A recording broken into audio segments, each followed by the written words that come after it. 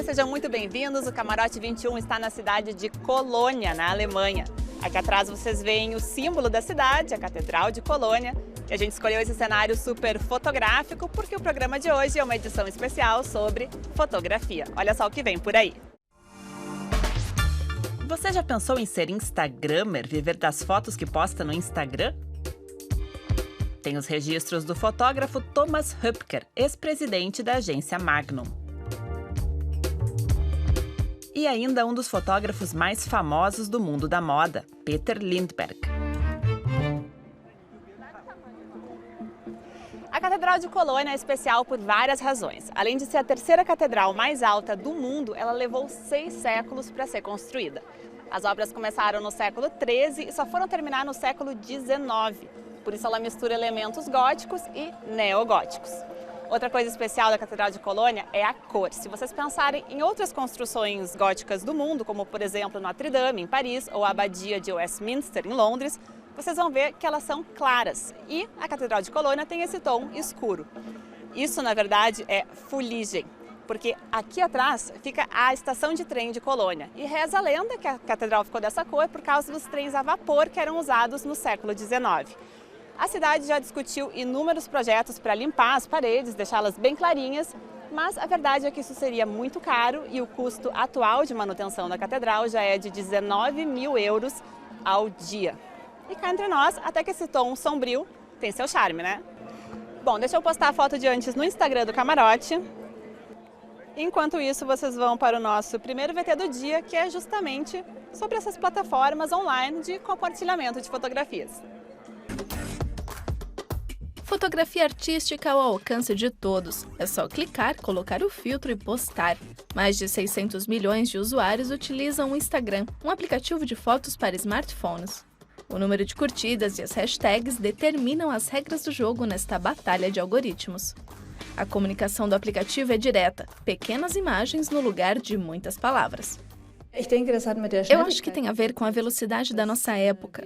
Podemos capturar as imagens muito rapidamente e de forma intuitiva, o que também pode enganar, claro, porque não sabemos o contexto da imagem. Mas as fotos realmente são como pequenas mensagens sensoriais enviadas ao mundo. Mensagens do cotidiano, momentos espontâneos que viram uma cena, praticamente um diário público. O nome de usuário de Michael Schultz é Belinstagram. Michael é um instagrammer de sucesso, tem 500 mil de seguidores. Um hobby que virou profissão, tanto que já há muito tempo ele não fotografa a cidade de Berlim só com o celular.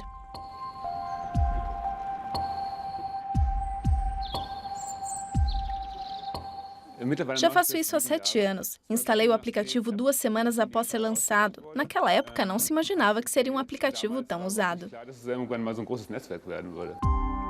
Michael agora vive da profissão de Instagrammer. Ele tem o que chamam de Insta-View, o olhar certo para identificar os temas e tipos de filtro que atraem curtidas. A experiência dele vale muito nos dias de hoje. O Instagram tem uma linguagem visual própria. Formatos e fotos para esse aplicativo não funcionam bem em outras plataformas e vice-versa. Uma imagem boa para o Instagram tem que ter certa simetria, por exemplo. E tem também o que chamamos de Instagram Trends. As tendências mudam rapidamente. O que nunca muda é a forma. A foto tem que ser quadrada e de fácil entendimento. A plataforma recebe uma enxurrada de imagens todos os dias. São cerca de 100 milhões de posts por dia.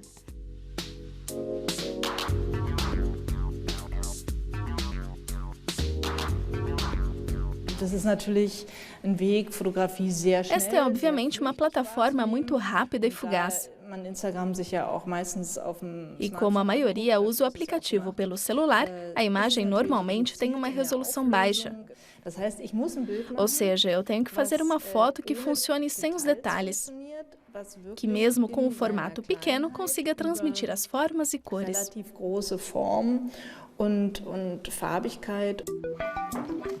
Os alunos de Wiebke Löper fotografam tanto em formato digital quanto analógico, de acordo com a mensagem que pretendem passar. Eles utilizam o aplicativo como portfólio, como propaganda da criatividade de cada um.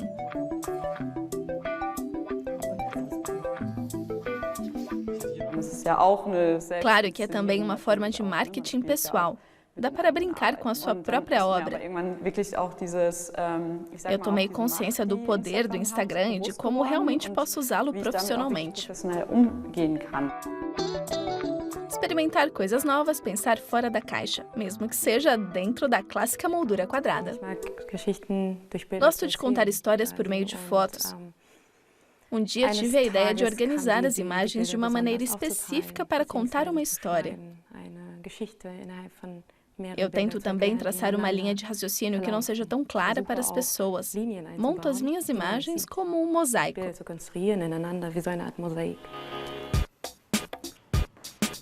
A boa e velha foto impressa ou a instantaneidade da internet? Moritz tenta combinar o melhor dos dois mundos.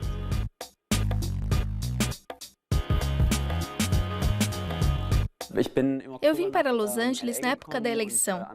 Havia protestos contra o Trump por toda a cidade e eu tirei várias fotos. Naquele momento, percebi que eu queria compartilhar as imagens imediatamente.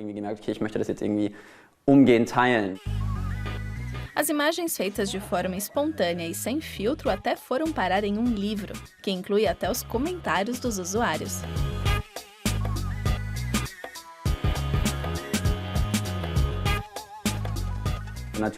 É claro que a seleção de fotografias para o meu livro é muito mais pensada do que a seleção de fotos que eu posto no Instagram.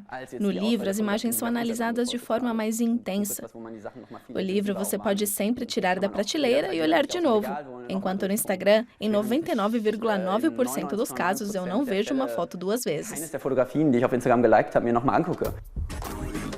No universo em que os conteúdos têm vida curta, a vantagem é que muito pode ser testado sem custar nada. Acabei de postar mais umas imagens lá no Instagram do Camarote, tem a Catedral de Colônia de todos os ângulos possíveis para quem quiser dar uma olhada. Aliás, isso é uma coisa muito legal dessa nossa era digital, né? Eu posso fotografar, gravar onde quer que eu esteja e com um clique as imagens chegam até vocês do outro lado do mundo. Mas vocês já pararam para pensar o que acontece com todas essas informações que a gente compartilha nas redes sociais? Ou o que acontece com as imagens que esta câmera de segurança está fazendo ali da praça neste exato momento? Este é o tema de uma exposição no Museu da Fotografia, em Berlim. Seja dentro de prédios ou em locais públicos, a vigilância está por toda parte e de diversas formas.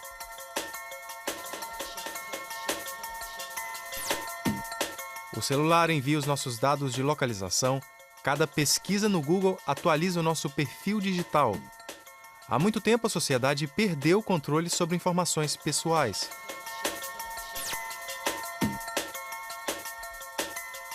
Mas quem controla quem e por quê? Esse é o tema de várias exposições fotográficas em Berlim. Nos anos 70, a vigilância era mais ou menos assim: uma pessoa observando vários monitores. Será que ela conseguia controlar a avalanche de imagens? Mesmo que visse algum crime, provavelmente seria tarde demais. A tecnologia foi se desenvolvendo com o tempo. Hoje, a Frontex, Agência Europeia de Gestão de Fronteiras, sobrevoa o Mediterrâneo com câmeras de alta resolução para detectar barcos de refugiados. A tecnologia mantém os funcionários a certa distância dos refugiados, exatamente a perspectiva que o artista Julian Roda quer mostrar.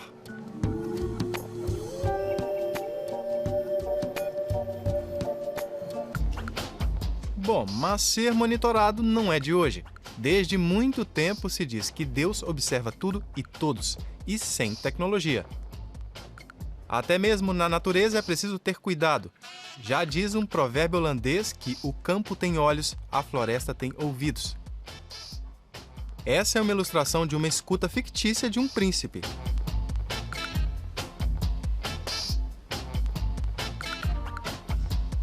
Muito semelhante aos equipamentos modernos.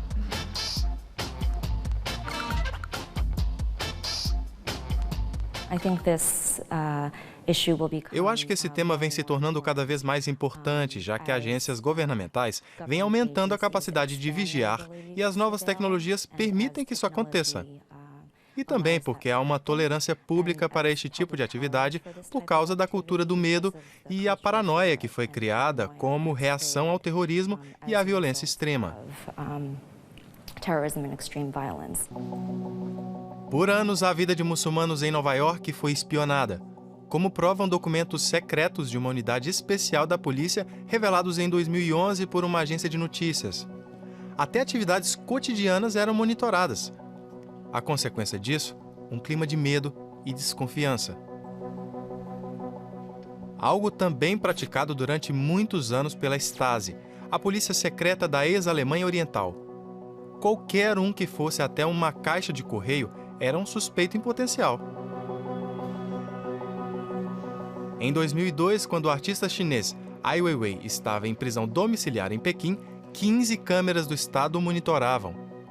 Então, ele mesmo instalou mais câmeras para colocar as imagens na internet e mostrar o absurdo do monitoramento.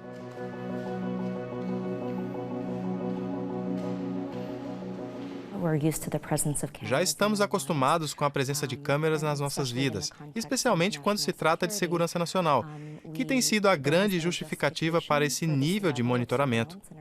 A exposição convida o público a pensar sobre as possíveis consequências disso sobre os direitos humanos. Todos os dias, drones fazem milhões de imagens pelo mundo. Imagens que podem ter consequências fatais se forem mal interpretadas, como em 2013 no Iêmen.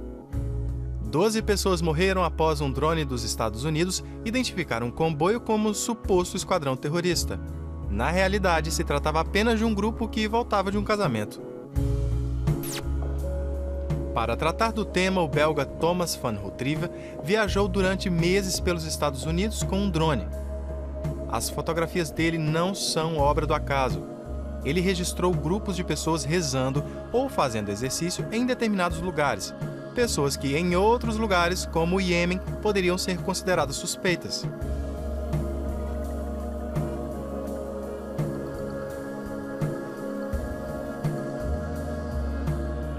Nem todas as exposições tratam de vida e morte. Paolo Sírio, por exemplo, utilizou imagens desfocadas feitas pela equipe do Google Street View para fazer montagens inusitadas. O artista imprimiu a foto da pessoa em tamanho real e pendurou exatamente no local onde a foto foi tirada.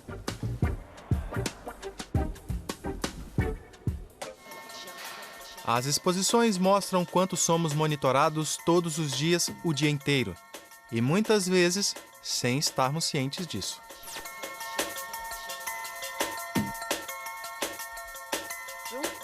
Tá gostando do programa? Então não saia daí, porque depois do intervalo nós vamos aqui do lado, no Museu Ludwig, conferir uma exposição sobre o mestre da fotografia, Henri Cartier-Bresson, que por sinal vai dar um presentinho para os nossos espectadores. Até já!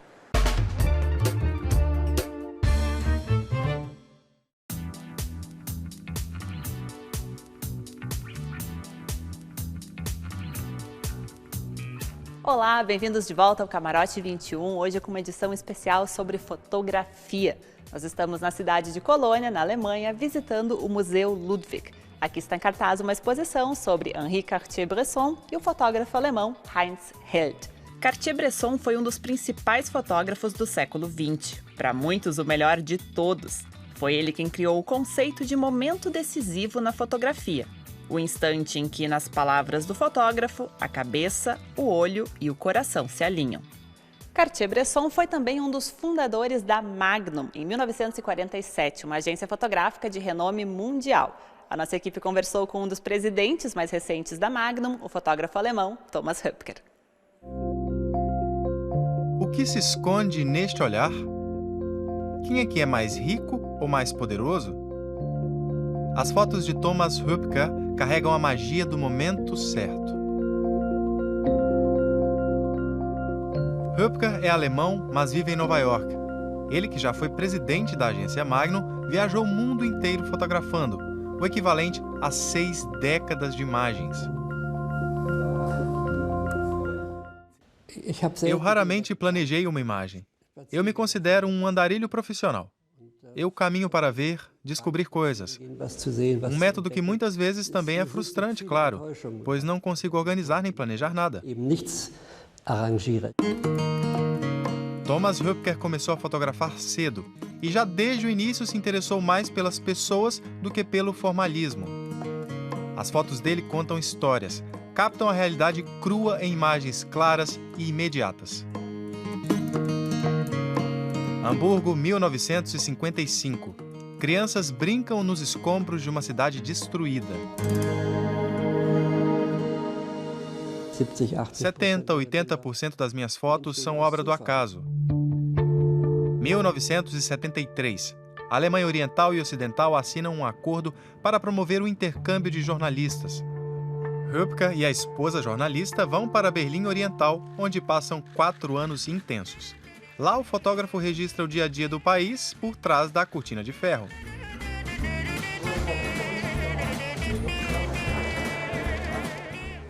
Nos anos 70, Röpke se muda para Nova York como correspondente da revista alemã Stern. É onde encontra a lenda do boxe Muhammad Ali, um de seus registros mais emblemáticos. De repente, estávamos no ginásio onde ele treinava. No intervalo entre 2 rounds, ele veio até nós e estendeu o braço assim, como cumprimento. Ele fez o movimento mais uma vez, e aí o sino já tocou e ele teve que voltar para o ringue. Foi coisa de 2 segundos.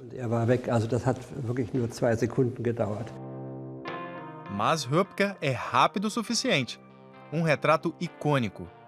Depois disso, ele ainda fez 6 fotoreportagens com o lutador, registrando uma época de altos e baixos em que Muhammad Ali se converte ao islamismo e se recusa a lutar na Guerra do Vietnã.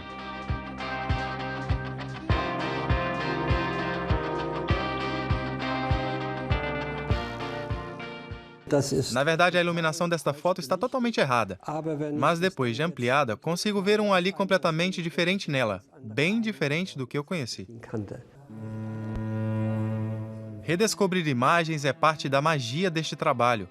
Algumas fotografias só ganham força com o tempo. No trágico 11 de setembro, Röpke estava em Nova York, mas não em Manhattan.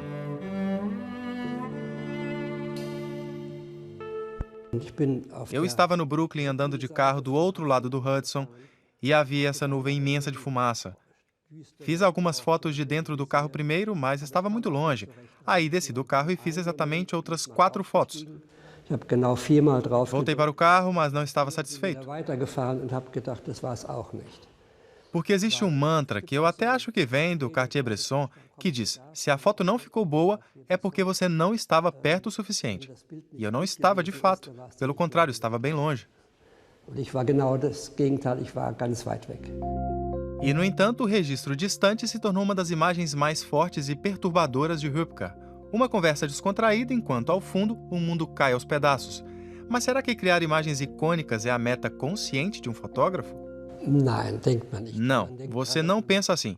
O objetivo é sempre fazer a melhor foto possível de uma determinada situação. O resto fica a cargo da história. O tempo é que vai dizer se uma imagem permanece ou não. Engajado, comprometido com a verdade. Jamais voyeurista ou desrespeitoso. 6 décadas de fotografia documental. Thomas Röpke segue convicto do poder das imagens, mesmo na era das selfies. A exposição aqui do Museu Ludwig reúne as obras de Cartier-Bresson com as obras do fotógrafo alemão Heinz Held, aqui de Colônia.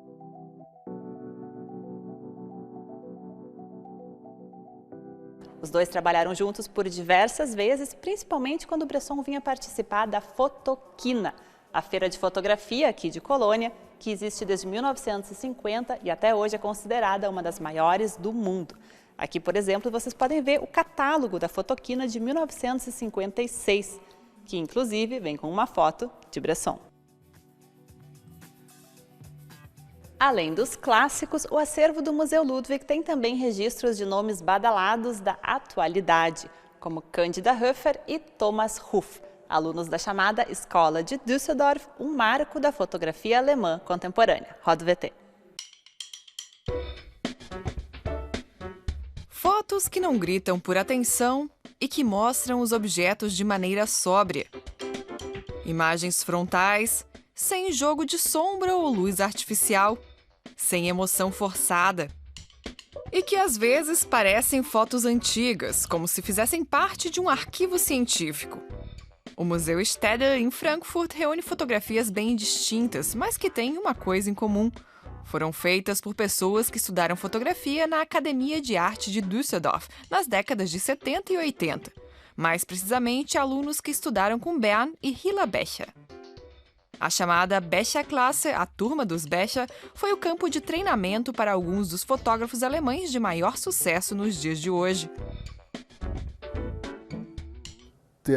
O sucesso da chamada turma Becher não era previsível naquela época. É uma espécie de marca que, na verdade, foi dada por quem estava de fora. O bom da turma Becher era que nós nunca víamos Bernd Becher como um professor.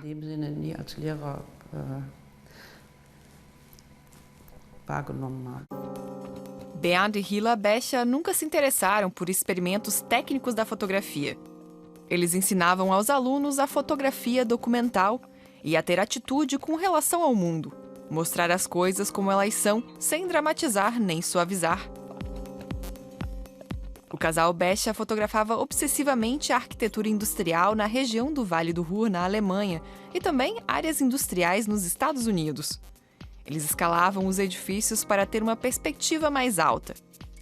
A série em preto e branco, feita nos anos 60 e 70, reúne fotografias bem precisas, quase que tipologias científicas.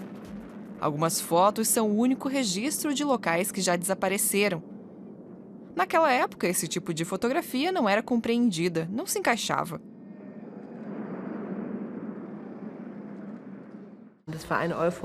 O espírito da época era de euforia em relação ao novo. Nesse ponto, nosso entorno não ficava muito feliz de nos ver fotografando roupas velhas, digamos, que apesar de ainda estarem em uso, já tinham saído de moda. Elas não eram consideradas bonitas, claro.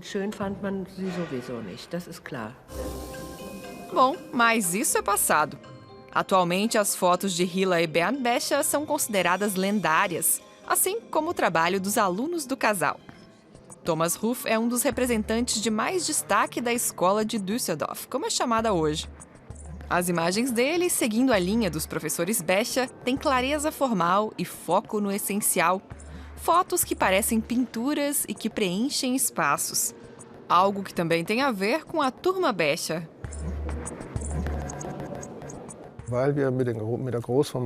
Como trabalhávamos com a câmera de grande formato, podíamos oferecer imagens de grande formato que até então não existiam. Nem a pintura, a serigrafia ou qualquer outro tipo de mídia tinham essa precisão na imagem.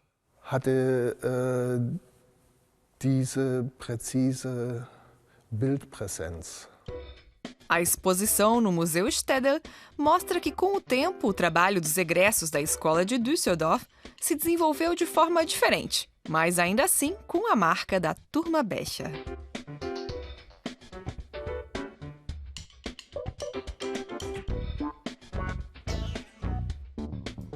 Esse foi o nosso programa especial sobre fotografia. Eu espero que vocês tenham gostado. Quem acompanhou o programa pode ainda ganhar mais uma surpresinha. Nós vamos sortear este livro com as imagens de Henri Cartier-Bresson. Quem quiser, mande um e-mail para camarote21@dw.com. Henri Cartier-Bresson. O Camarote volta de novo na semana que vem. Até lá!